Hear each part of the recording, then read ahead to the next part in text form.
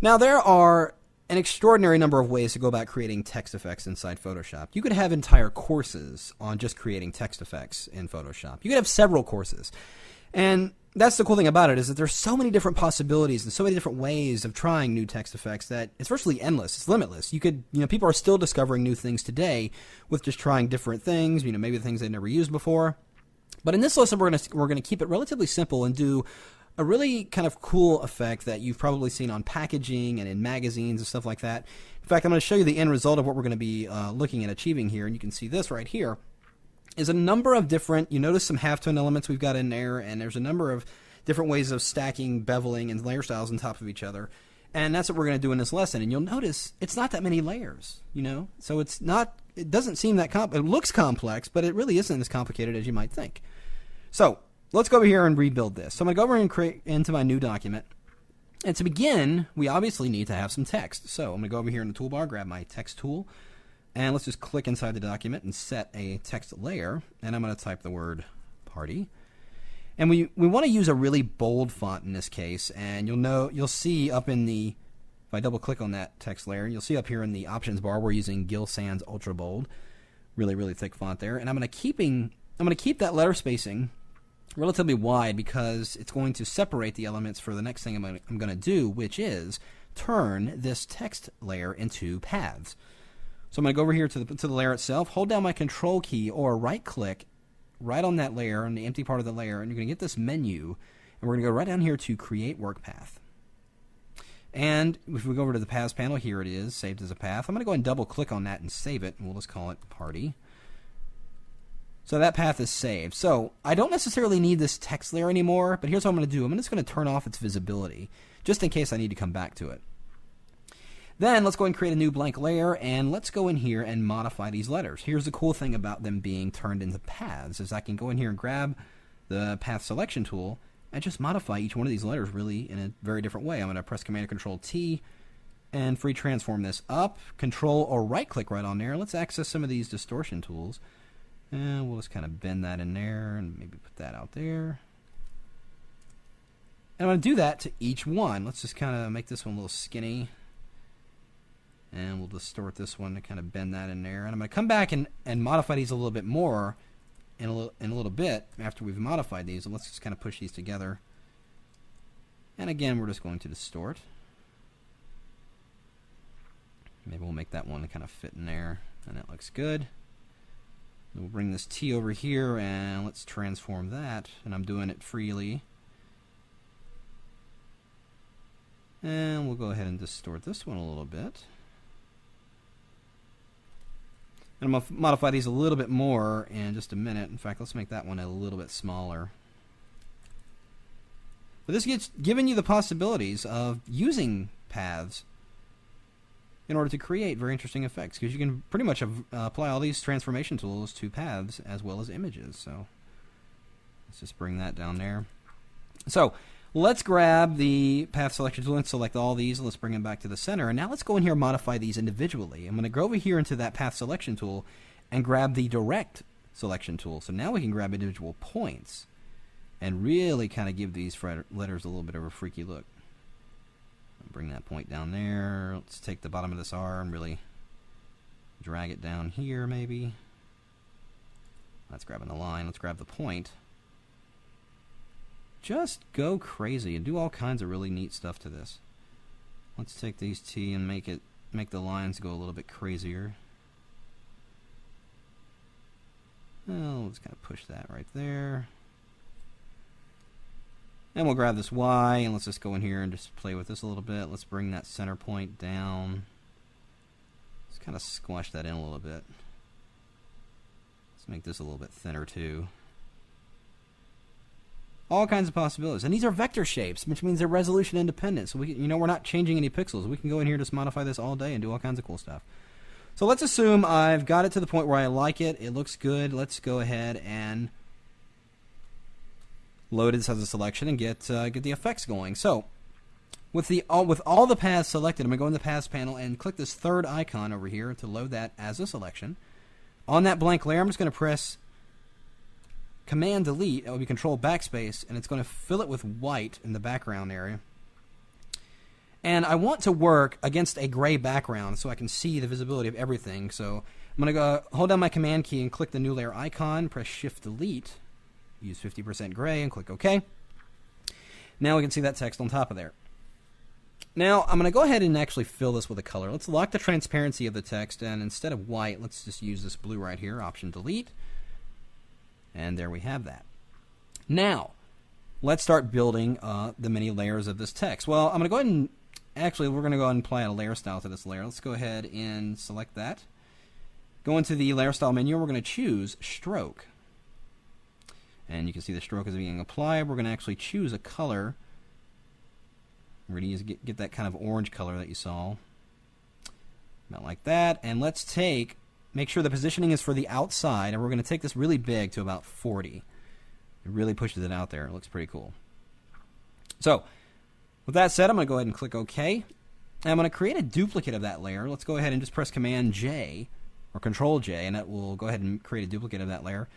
And let's go in and modify that layer style. I'm going to go in there into the double click on that effects icon, select the stroke again.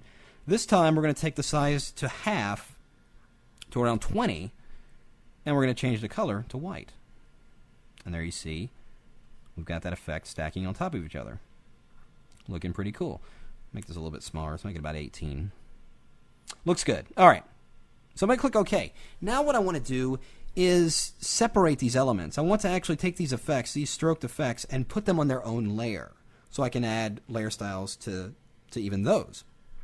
So we're going to go into the layer, and I'm going to Control or right-click right on the layer. And we're going to go down here. Actually, no, you got to right-click. Control or right-click right on the effects icon right here. And right down here at the bottom, it's going off screen, so let me drag this out so you can see. Control or right-click right on the effects icon. Right down here at the bottom, there's an item called Create Layer. When I select that, notice what happens. It retains the text, but it's now put that stroke on its own layer as a complete shape. Very cool. So let's do the same thing down here. Create Layer. So we've got two instances of the original text here, and I only still need one. So I'm actually going to take this one and actually throw it away. So now all we have is the blue text, that white stroke, and the orange stroke. Now they're all on their own individual layers, and we can apply layer styles to each of these now. So let's go to the orange shape there. I'm going to go into the layer styles again. Let's actually double click on that layer icon, and I'm going to go ahead and put a drop shadow on there and apply a bevel and emboss on that. And we're going to go ahead and turn off Use Global Light, and right in here inside the shading, there's got this little the altitude setting here. If you click that little target, you can move it around and basically repositions the light source. And what I want to do is actually put it more towards the center, and I'm going to increase the size and the depth, and notice what happens. It's giving me kind of a plastic edge look. Very cool. You can reposition the light depending on where you want the light source to be. And I think I want that size a little bit smaller, make it around 7. So you can see it's giving me a pretty interesting effect there. I'm going to add one more thing to this layer. Before I get out of this layer style, we're going to add a gradient overlay. So let's highlight that. You'll see by default it does a black and white linear gradient. All we're going to do is change the blend mode from normal to overlay. And look what we get. We get kind of a cool variation of that base color, that base orange color. In fact, it's probably a little much. If it is, you can go ahead and change it to soft light, and it's a little bit more subtle. You can even drop the opacity a little bit. Let's take that to about 75. Cool. Now it's a layer style. We can, of course, go back and change that anytime we want. So let's move on to the white stroked layer. Let's go, or the white shape layer. And let's double click on that, open up the layer style there. And here we're going to do the same thing. We're going to do a drop shadow. And we're going to make that drop shadow relatively sharp edge. Let's give it a size of around 2. And that looks good. And let's turn off Use Global Light so we're getting the same light source. And let's also apply a little bevel there. And we're only going to be able to see the shadows, so let's kind of position that target right about here again, just so it gives a little bit of an edge shape to that. If we wanted, we could give that highlight, since we're on white, we can give it a little bit more of a gray, and change that blend mode to multiply. You'll see it gives us a little bit of an edge there, just kind of defining that edge on that white a little bit. Looks cool. Okay, so we'll hit OK there. Now we're on to the text itself. So I'm going to go and double click on that, open up the layer styles there, and here we're going to simply add a, very small drop shadow, and we're going to take the size this time down to 0. So it's a nice and sharp edged. Let's zoom in so we can see what's going on here. So see, it's a nice and sharp edged little shadow there. I'm going to leave the opacity at 75. Going to activate the bevel and emboss. Turn off use global light like we did before, and this time we're going to make the size really big and increase the depth a little bit. We're going to reposition that lighting right above here, and you'll see that by doing that, it gives me a little bit more defined shape, more of a plastic look on the lettering. Pretty cool effect. Well, I'm going to add one more thing to this layer. We're going to add an inner shadow. And we're going to go over here and change the color of this shadow. Let's go over here and click, and we're going to get a really, really light blue. And click OK. I'm going to change the blend mode from multiply to color dodge. You notice what's going on there. Let's turn off global light here and reposition this shadow. And you can also go inside the text and actually move it around. So see what it's giving me is a really kind of an edge glow there. Just enhances it a little bit. And this is a cool way of stacking layer styles just to create very interesting effects. So I think I like that. It looks pretty good. Let's go ahead and click OK. Now we're almost there. Just got to add a couple more things, and that's those halftone elements that we created. So let's create a new blank layer. And I'm going to press Shift-Delete, and again, we're going to fill this with gray. And it didn't necessarily need the gray fill. That was just out of habit. But what we are going to do is, actually, we want to fill it with black. That's a mistake. So let's just set our default colors by hitting the D key. I'm going to press Option-Delete, and now we've got the layer filled with black. Now we're going to grab our gradient tool, set white in the foreground, and let's grab that foreground to transparent gradient tool, and it's going to draw from the top to the bottom a very small gradient. I'm going to hold down the Shift key and just give it a little bit of a stroke right there. So we get a little bit of variation there. Now we're going to go into the filter menu and go to Pixelate Color Halftone. And we're going to take all the channels here and take them all to 0. So we're going to 0, tab, 0, tab, 0, tab, 0. And the max radius is really a judgment call here, but unfortunately it doesn't give us a preview when we choose a number. So I'm going to actually put in 10 and see what we get there. That's not bad.